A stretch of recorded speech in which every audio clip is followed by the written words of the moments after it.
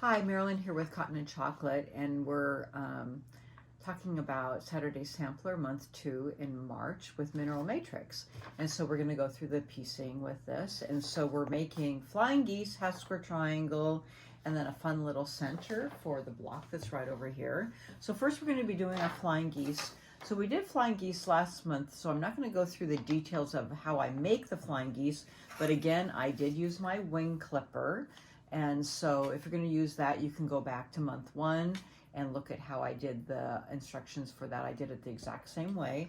So pay attention to your fabrics. These are the results of it.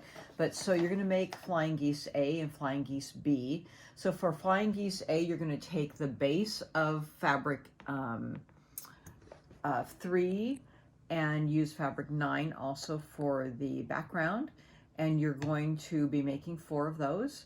And then for flying geese B, you're going to have the base of fabric 4 and the backgrounds of fabric 8, and you'll be yielding 4 of those. So here's what flying geese, and then you're going to be cutting those down to 2.5 by 4.5, and again, I use my wing clipper for that.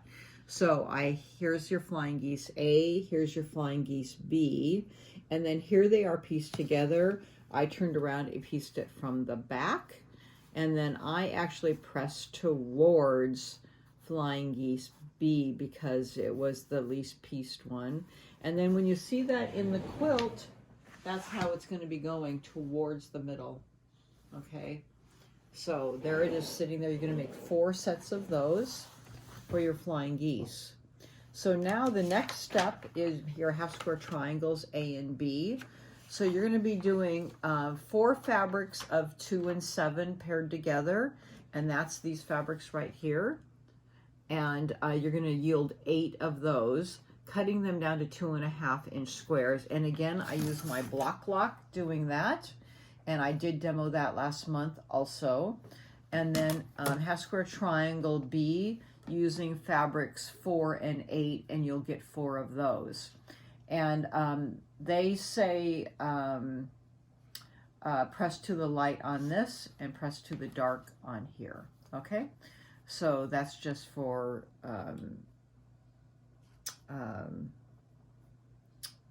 you know, piecing them together so that they'll nest. Okay, so when you lay this out, this is how this goes. So you have your half square triangle A going together here. You have your 1 light square, and then your half square triangle B together here. And then these are in the outside corners right here. So these make up your 4 corners here, here, and here. So here's your flying geese, these, and these. Okay, so you'll be piecing that together here. So you'll make 4 of those.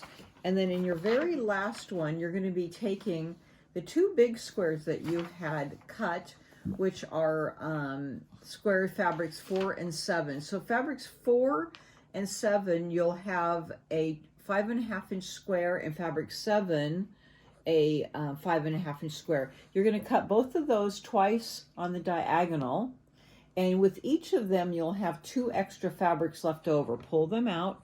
So I was able to demo with that, and you'll have that set up, and you can see that in the middle, and you're going to piece it together. So when I piece that, you'll just lay those out, put those on top of each other, and seam that side and that side. So that's what I've done here, and I just pressed to the dark so that when I'm piecing that together, it will nest together, and then you'll seam that right down the middle and open it up, and then press to one side or the other. Okay, so and then you do need to square this up to 4.5 inches. Okay, so it will be a little bit too big, and because you have the middle, you have to measure out. Since it's 4.5, you have to measure off from 2.25. We did that last month also. If you measure right off the side, then it's going to be lopsided, right? Jerry's saying yes. So you have to measure from the middle out 2.25, and we did that last month also. Okay, so that's your middle, and then you have your corners, and then you have your flying geese. So this is your piecing here. You can piece across here, and then you can, you know, press out, press in, and then press out, and then press the 3 together. Okay, and that's month 2, and you're done. Now, what I want to warn you is in month 3, we're going to be adding sashing, because in all of these, we have to start piecing sashing. So, of course, you can, decide when you want to start sewing your sashing, but we're going to get kits to start piecing the sashing, so you need to start working on that and think about when you want to do that. Okay, so we'll see you then. Thank you.